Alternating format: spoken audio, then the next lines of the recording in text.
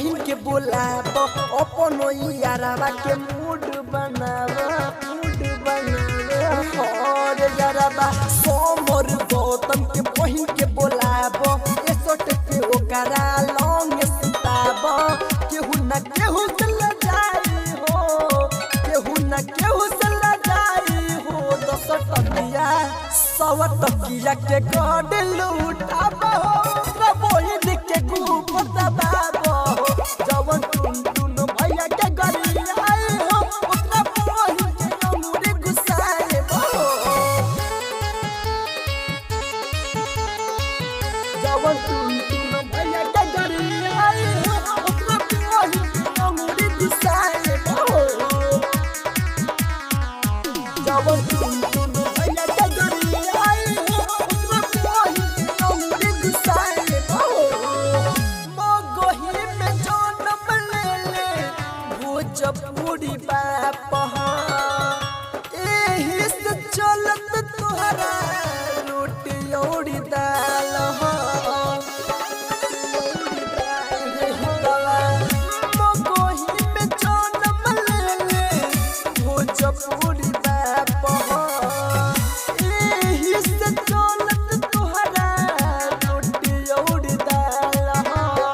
वही तोहर लागतिया सबसे कच्चा नार रे पूछली है गौवा में टुन के हमाल रे समर के बहिन के बोलाओ रे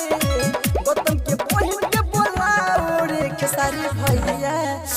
टुन भैया के गाना बना जाओ रे सब लोग 10 टकिया उड़ाओ रे खेसारी भैया के गाना बना जाओ रे सब लोग 10 टकिया उड़ाओ रे